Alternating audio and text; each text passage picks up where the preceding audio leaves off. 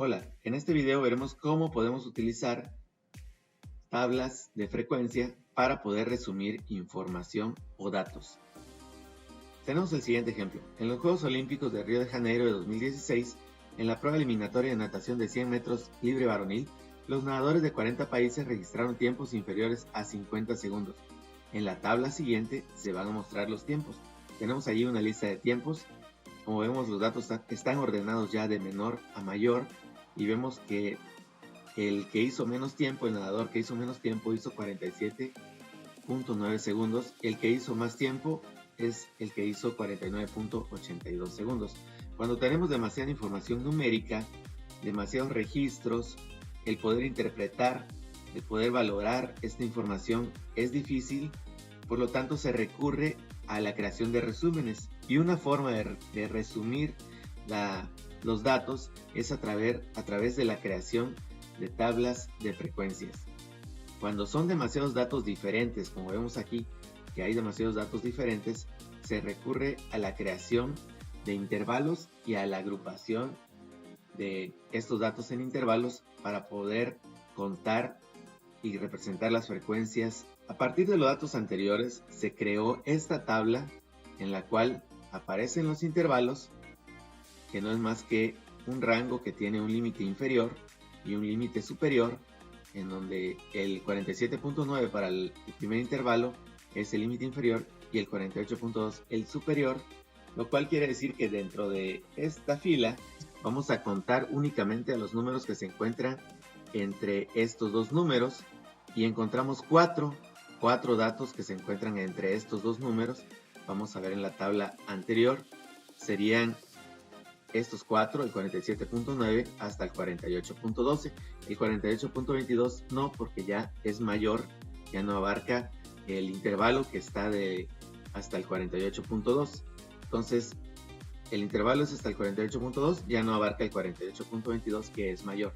Por lo tanto, tenemos estos cuatro tiempos en este intervalo y la frecuencia es 4, que sería el conteo de cuántos datos hay aquí, cuántos datos hubieron en ese intervalo, son 4.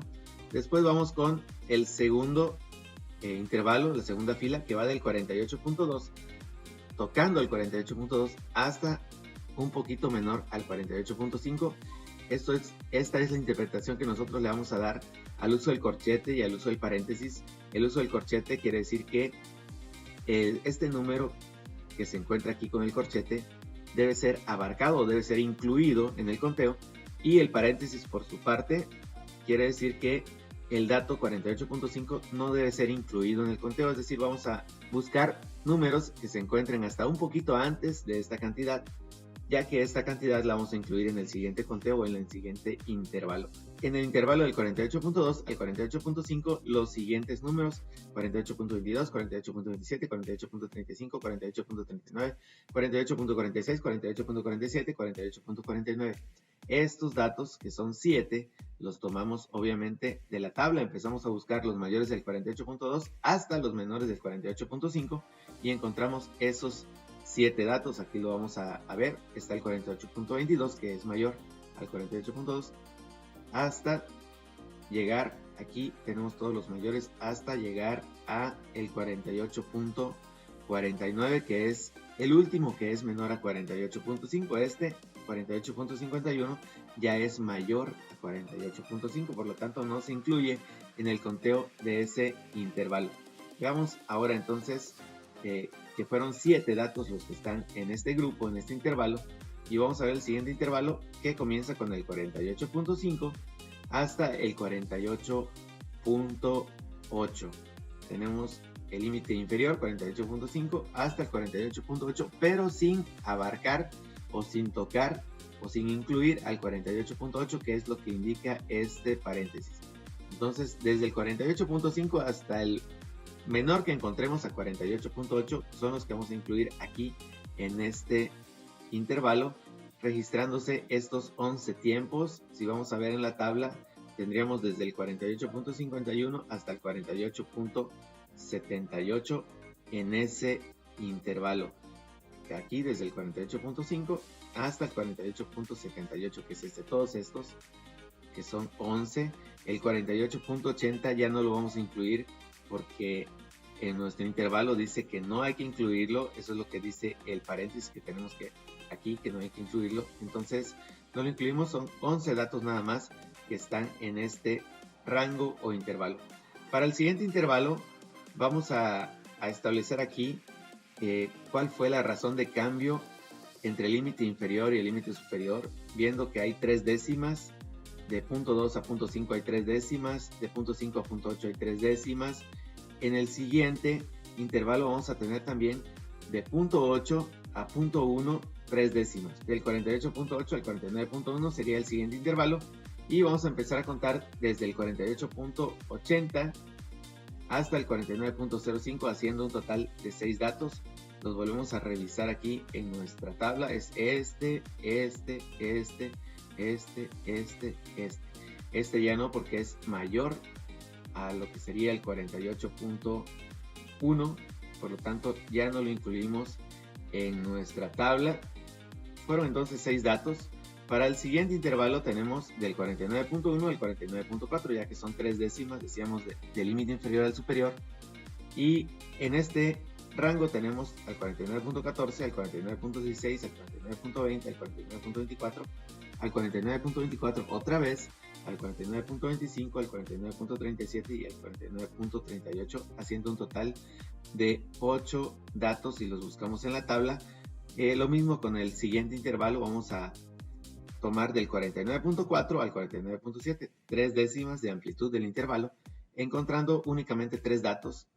Y en el último intervalo tenemos del 49.7 hasta lo que sería el 50, 3 décimas de diferencia, y solamente hay un dato. Revisemos el último únicamente, vemos que nada más hay un dato, es el 49.82, que fue del 49.7 al 50. Solo está el 49.82, un dato. En el anterior eran 3, en el anterior 8, en el anterior 6, en el anterior 11, en el anterior 7 y en el anterior 4, sumando 40. Esta suma de esta columna indica que el total de datos que nosotros medimos, que nosotros registramos, el total de datos que nosotros teníamos son 40 datos, y esa es la cantidad de datos que hay en la tabla. Debe coincidir, entonces aquí tengo 10 datos por cada fila, y son 4 filas, son 40 datos, que es lo mismo que tenemos aquí en esta suma de las frecuencias absolutas.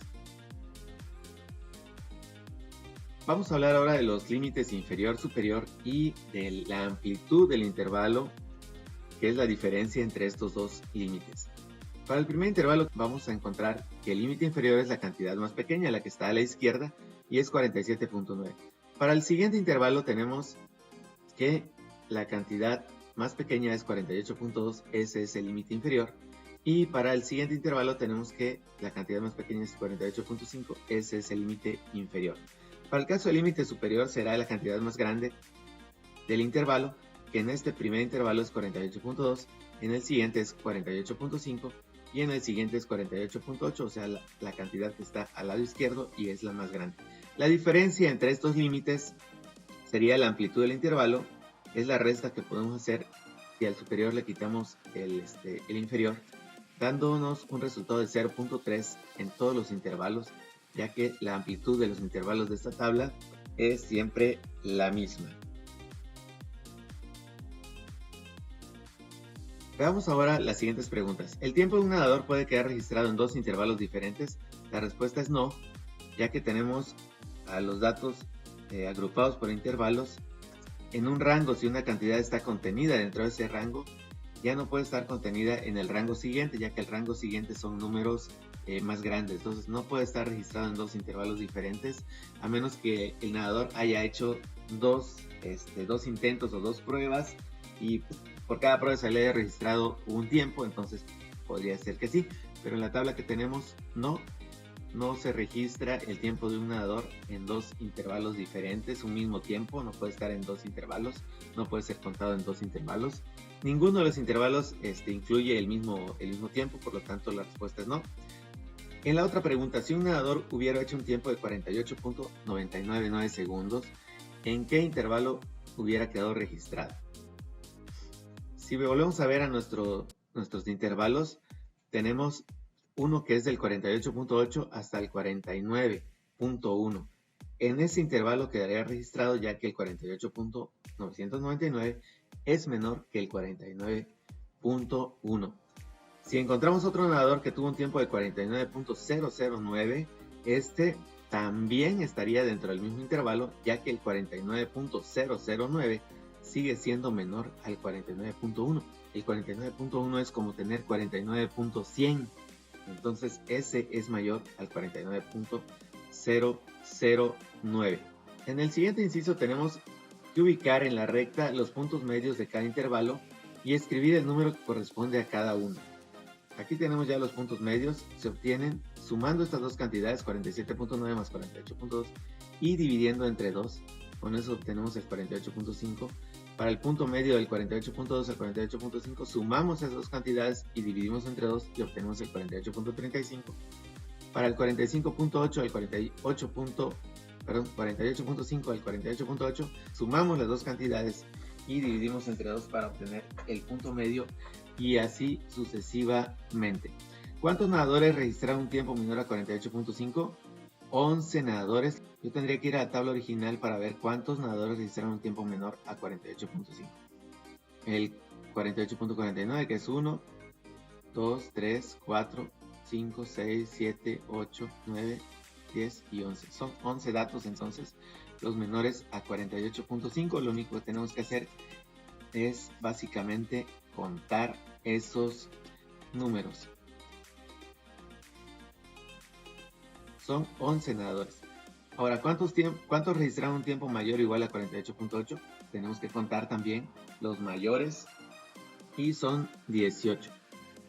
En el inciso H, a las semifinales pasaron solo los nadadores con tiempos menores a 48.6. ¿Cuántos nadadores pasaron a las semifinales?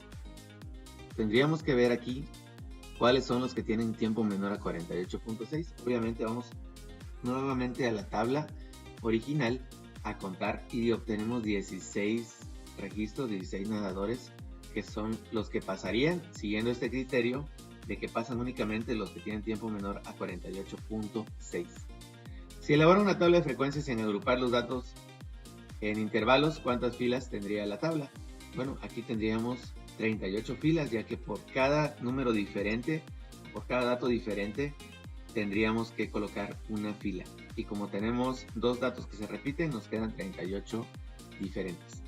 Inciso J. Si quieren tener una visión global de los tiempos de los nadadores en la competencia, ¿qué resulta más práctico? ¿Agrupar los tiempos o no?